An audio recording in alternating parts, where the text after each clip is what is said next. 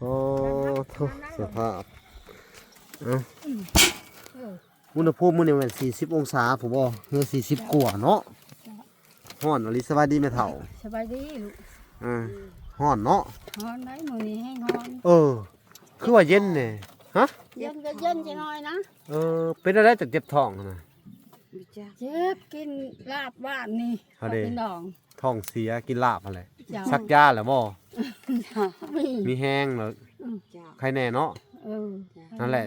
กินอาหารกินสุกๆดิบๆเนาะกินนี่ชิ้นงัวคู่มือเจ้ากินชิ้นงัวคู่มือเจ้าว่าคือมาโชคดีแต่ได้กินชิ้นงัวคู่มือไปเฮ็ดอะไรกินดองกินดองเจ้าโอ้ดองลานชายดองลานชายเจ้านี่พี่น้องเอ้ยเฮือนชานโอ้อันนี้บ่เขาแถมให้ฮะกระดูกนี่บ่โอ้กินตัวนี้บ่เจ็บท้องฮะเจ้าอันนี้อะไรอ่ะกินตัวเนี้ยเนาะบัดนี้สิมาสอบถามเด้อแล้วก็สิแจ้งข่าวดีนำเนาะสอบถามว่าเป็นจังไดอันผู้ที่สิเฮ็ดเฮือนให้เจ้านี่พอสิได้อยู่บ่อยากฮู้ว่าราคาเท่าใดสินะทั้งผู้ใหญ่เพิ่นก็ให้มาถามเนาะทั้งผู้ที่ซื้อไม้ซื้อตอกให้เจ้าแหละเด้อทั้งเอลิซ่าแหละแล้วก็เพิ่นก็สิเป็นคนเจาะน้ำบาดาลให้เจ้าอีกได้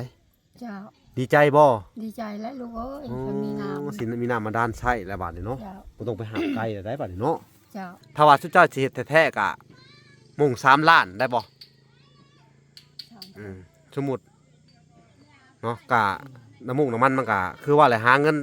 อันอยากซื้อน้ำมันสิเตรียมเฮ็ดนาเนาะถ้าสิให้น้อย3 คนมันก็บ่พออย่างน้อยก็ได้คนละล้านก็ยังดีเนาะหรือว่าแนวใดเฮาก็งบประมาณบ่หลายได้นี่กะคร่าวๆไว้ได้ซื้อได้นี่เนาะเฮ็ดเนาะแต่มื้ออื่นเลยตัดรถแม่นบ่บากเลยเนาะ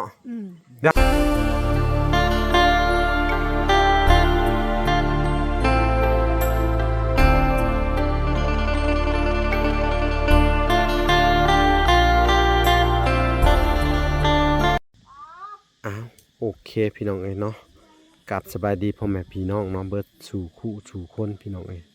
ก็ยินดีเข้าสู่ช่อง YouTube เปาลาสายบุญเนาะคุณธรรมคือเก่าพี่น้องเอ้ยเนาะมื้อนี้ก็มาพร้อมแสงแดดพี่น้องเอ้ยร้อนเนาะไม่เท่าเนาะเป็นอะไรร้อนมันแดดแห้งเลยโอ้ยไปนั่งอยู่ตารางเจ้าผู้หรือว่าจะขึ้นไปนั่งเทิงผู้เย็นบ่เย็นนะไปจะขึ้นไปเทิงเฮือนเจ้าขึ้นไปชมเฮือนเจ้าพี่น้องก็จะขึ้นไปเบิ่งเฮือนเพิ่นก่อนหลังจากที่มาส่งไม้มื้อนั้นพี่น้องเอ้ยทั้งว่าละก็ถ้าก็ได้เข้ามาหาเพิ่นมื้อนี้พี่น้องนี่ไม้ก็นี่พี่น้องเอ้ย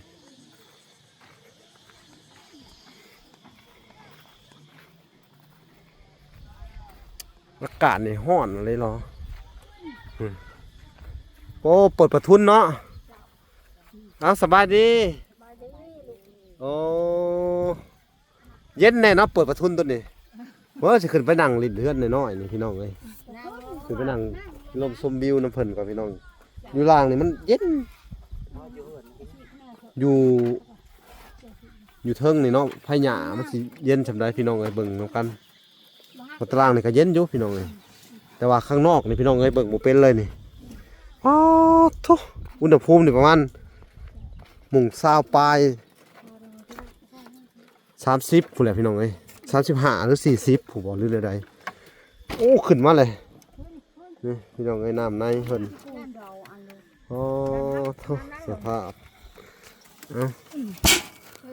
อุณหภูมิมื้อนี้มัน40องศาผู้บ่เฮือ40กว่าเนาะฮ้อนอลิสบายดีแม่เฒ่าสบายดีลูกฮ้อนเนาะฮ้อนได้มื้อนี้แห้งฮ้อนคือว่าเย็นนี่ฮะเย็นก็เย็นจังหน่อยนะ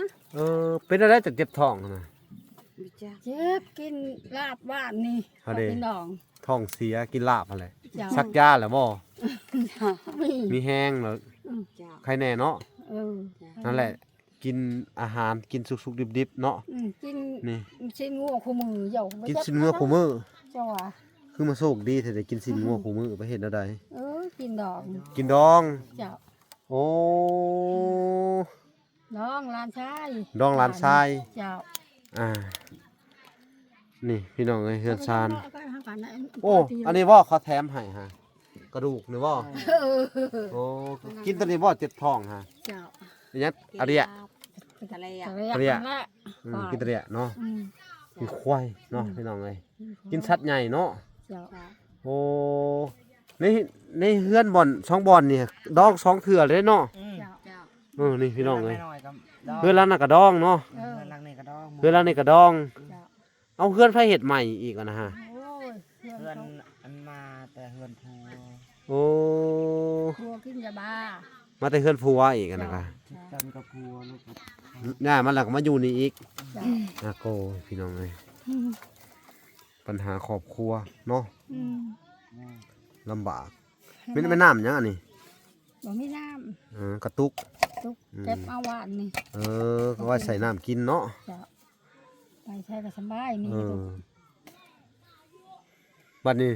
สิมาสอบถามเด้อ เจ้า แล้วก็สิแจ้งข่าวดีนํเนาะ เจ้าเจ้า สอบถามว่าเป็นจังไดอันน่ะผู้ที่สิเฮ็ดเฮือนให้เจ้านี่พอสิได้อยู่บ่หรือ ไป แนว ใน ใด ปะบ่เนี่ย ฮะ เห็นว่าปะบ่ โอ้ผู้นินบ่ คนนี้แล้ว โอ้ ตามเพิ่นนี่แล้วคันเพิ่นเฮ็ดก็เฮ็ด แต่เฮาก็อยากฮู้ว่าราคาเท่าใดสินะ อันนั้นนะ ทางผู้ใหญ่เพิ่นก็ให้มาถามเนาะทางผู้ที่ซื้อไม้ซื้อตอกให้เจ้าแหละเด้อ เจ้า ทางเอลิซ่าแหละแล้วก็เพิ่นก็สิเป็นคนเจาะน้ำบาดาลให้เจ้าอีกได้ เจ้า ดีใจบ่ ดีใจแล้วลูกเอ้ยเพิ่นมีน้ำ สิมีน้ำบาดาลใช้แล้วบัดนี้เนาะ เจ้า บ่ต้องไปหาไกลแล้วได้บัดนี้เนาะ เจ้า อ่าแต่ว่าเจ้าไปถามแล้วบ่ลูกหลานเพิ่นว่าจังได๋ คนนี้แล้วคนนี้แล้ว โอ้อ้า คนนี้แล้วอย่าให้ถามเพิ่น อยาก มัน เฮ็ดเขาไปนั่งในพุ่น พูดอันนี้ทายลูก ลูกหลานเพิ่นลูกหลานบ่ ลูกหลานคอย โอ้สบายดี สบายดี โดยพอเห็ดเป็นอยู่ดอกเนาะอันน่ะเฮือน6เสากะสิประมาณแบบว่าเฮาเฮ็ดหวี1หวีคู่1หวี2หวี3หวีแล้วก็ยกขึ้นเลยแต่สิก็ได้4คูณ3เนาะก็ได้อยู่ เขาเคยเฮ็ด เคยเฮ็ดอยู่บ่ เจ้าเคยเฮ็ดอยู่ ตั้งจ้างตั้งวานนั่นแหละงบประมาณมันก็บ่หลายจักสิเฮ็ดจังได๋ตั้งเจ้าก็ช่วยเหลือผู้เฒ่าหรือว่าช่วยเหลืออันน่ะพี่ป้าน้าอาเจ้านี่แหละหรือว่าแนวใดเขาก็บ่ฮู้ เจ้าห้องกันจังไดป้าเนาะ ป้าแล้วแม่เพิ่นน่ะผู้เชื่อมื้อนั้นฮะแม่ น้ เพิ่ อน งก็เสื้อแล้ว โอ้ น้องคอยนี่ หลานเจ้าแสดง อันนี้หลานคิง โอ้สถานการณ์ซอยเล่านี่เด้ออ้าวกะ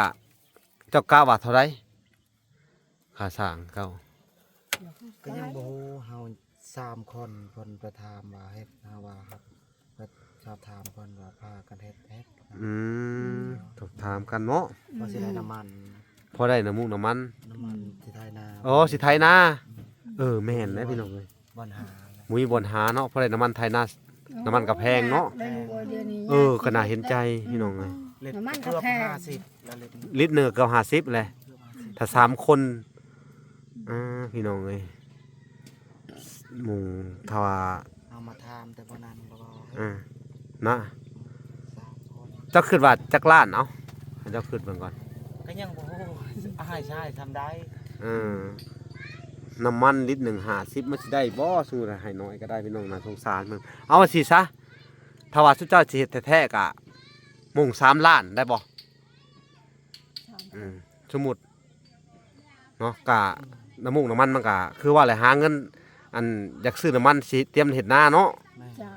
ถ้าสิให้น้อย3คนมันก็บ่พออย่างน้อยก็ได้คนละล้านก็ยังดีเนาะ เจ้า หรือว่าแนวใดเฮาก็งบประมาณบ่หลายได้นี่ แม่น กะคร่าวๆไว้ได้ซื้อได้นี่ แม่น เนาะ เออ เฮ็ดเนาะ จ้าเดี๋ยวบ่มีวันเฮ็ด ขันแต่มื้ออื่นเลยตัดรถแม่นบ่ บากเลยเนาะ อืม เดี๋ยวเขาจะเอาตีนเสามามื้ออื่นสิสั่งตีนเสาเข้ามาอีก อืม สั่งตีนเสาเข้ามา ไม่รู้ว่าตีนเช้าเอาตั้ม ก็เอาต่ำๆน้อยๆนี่บอกเลยเพราะว่าเฮือนนี่ก็สิเอาสำโต๊ะเก่าเจ้านี่แหละความสูง สำนี่ ประมาณ เออ 40 เซน 40เซนเนาะ ขอยานนะ โอ้จะหมักต่ำๆเนาะแม่เฒ่าเนาะ ตามลมมันแห้งเมื่อนั้น ลมแห้ง ว่าน นี่ นี่ ก็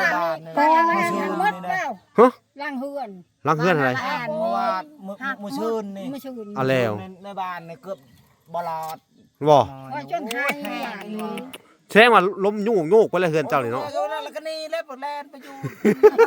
ใต้ตารางเราเขา ยานอยู่นี่ พี่น้องเอ้ยเอาสนะก็เอาต่ำๆเอาเนาะ ตามวัดหลุดก็นี่ก็ได้อีก เออ หรือว่าพังดินหรือว่าได้บ่เสา อยา อะ กอยากพังดินแล้วขอยหมักในนั้น สนะบ่เอาตีนเสาเนาะ เจ้า เอาพังดินเลยเนาะ เจ้าในนั้นแล้วคอยหมัก เอาไว้ง่ายกว่าพัง สนะเฮ็ดพังดินน่ะลาวเด้อแต่บ่ต้องเอาตีนเสาเนาะ เอากระยาน อืม ลมเนี่ยเกือบทุ ร่ ก ม ปี มา เล เลย ย อยู่ ได้ บ้าน มันลมมัน ว่าแต่ฝนตก พังดินแหละ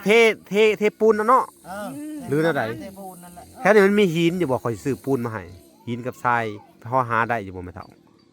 ได้อยู่ดอกหินกับทราย เนาะหินแบบว่าธรรมชาติอันนี้เซ่เฮานี่นะ เช่พุ่นแล้ว อืม เอาก็บ่มีรถไถเดี๋ยวก็ยังอุบ นะ มีแต่รถมีรถไถแต่บ่มีตีนอย่างมีแต่ตีนเล็กไว้ไถนารถไถรถเทแล้วสิแปลงรถไถอีก ให้เขาซื้อน้ำเขาได้บ่กระสอบละเท่าไหร่อันนี้ฮะเขาสิไปเอาให้ได้บ่เขาสิซื้อจัก3-4กระสอบ จักแล้วยังบ่ฮู้เขาบ่เคยย่างในบ้านว่าเก็บทรายเก็บอันอาหารนี่เขายังเขาบ่ได้ย่าง ยันว่า ตีนตังหลักทางตีนตังมาหน่อยบ่นะน้องจอย สิซื้อกระสอบละจัก30นี่เขาสิไปบ่ รอบ30 จัก3-4สอบ พอเขาสิซื้อปูนมาให้ลาวก่อนมันนี่เทตีนมันบ่ให้มันโยกเนาะ เจ้า หรือแนวใดเพราะว่าสิหาทางรถไอ้หมื่นเพิ่นอันน่ะ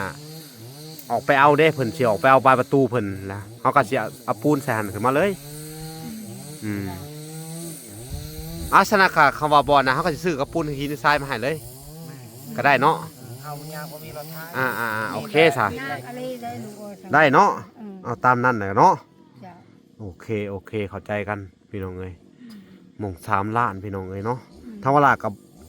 ทุกมื้อนี่เนาะมันก็เว้าเรื่องเงิน3ล้านก็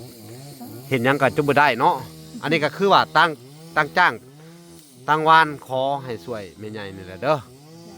สุเจ้าก็เบิ่งแยงลาวหั่นแหละจักสิว่าจะได้ในเรื่องของน้ำบาดาลนี่ก็ถ้าว่าล่ะก็สิโทรให้เพิ่น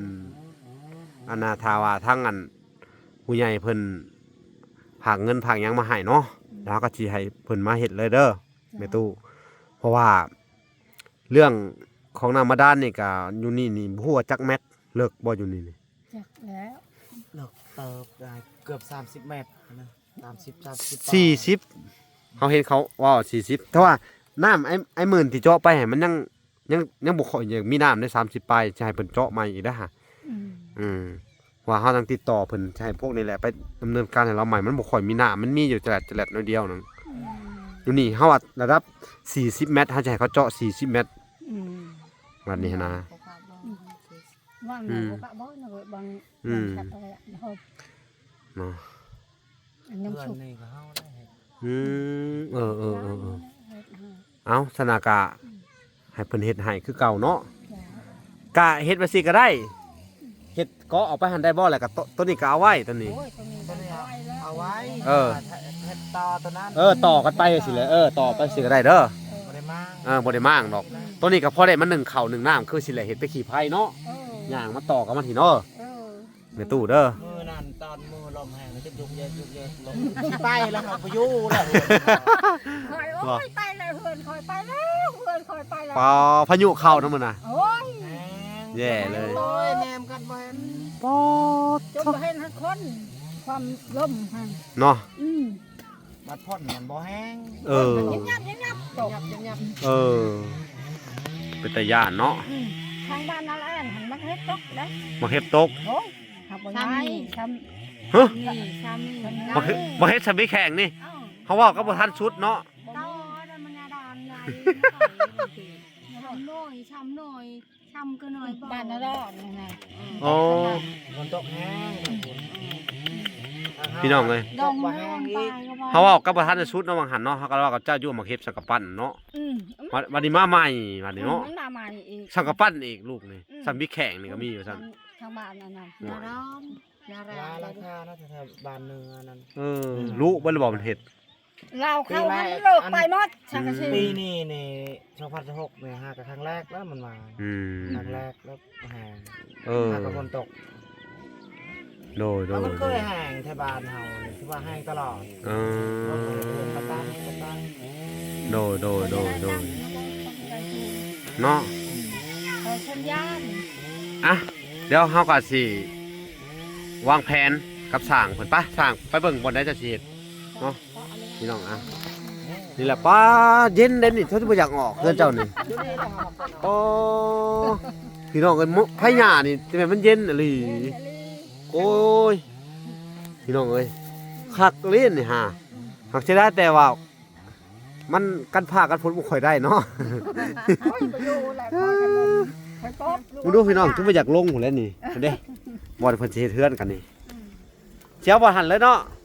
เอาต่อมานี่แหละแม่นแหละ ติดกับตัวนี้โลด ติดกับตัวนี้เลยจะมากกว่าซีโนไม่เท่าเนาะ คอยมักแน่นั้น นั่นแหละพี่น้องเอ้ย อยากมากตัวนี้ เ อย่าว่าอยู่ ติดกับตัวนี้เลยอ๋อดีเนาะเดี๋ยวสิลงไปเบิ่งน้ำเพิ่นก่อนพี่น้องเอ้ยออกมาข้างนอกแล้วแดดพี่น้องเอ้ยบาดนี้เฮ็ดตอนนี้เลยเนาะแม่นแหละพี่วางนี่เลยพอดีเนาะแม่นนี่เด้อสร้างเฮ็ดตามแล้วไม้นี่แหละนี่อันนี้ค้างมันเด้อคือค้างตัวนี้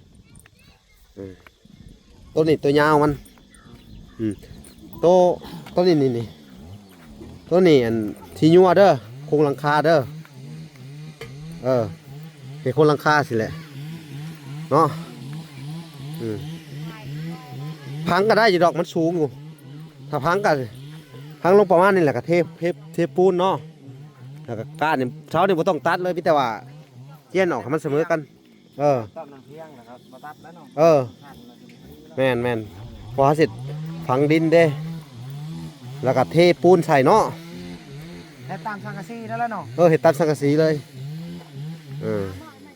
สังกะสีนี่16แผ่นเอามาอีกประมาณอีก4แผ่นเนาะให้มันเป็น20เนาะเขาจะบ่พอเนาะข้างหนึงเจ้าคิดว่าข้างละ10บ่เฮาว่าข้างละ10ผู้ใดเฮามัน ประมาณ30นั่นแหละ เนาะ 30นั่นแหละบังใหม่ครับบังบันได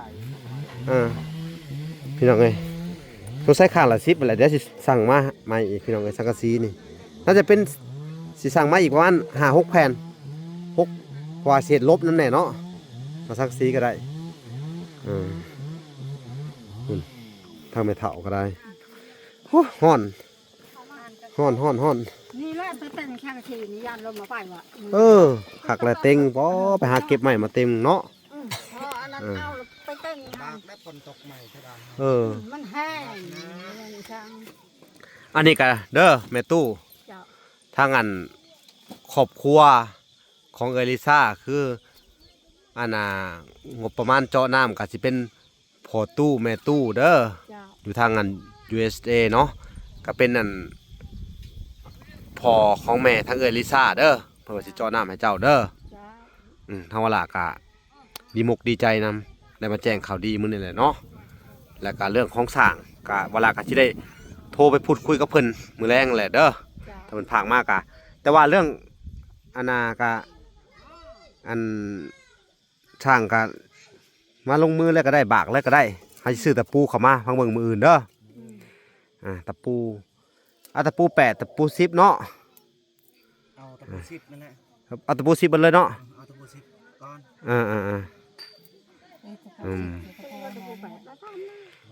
ตะปู8นั้นมันน้อยเอาตะปู10เอาตะปู10ไปเลยก็ได้เอาปู10แล้วก็ตะปู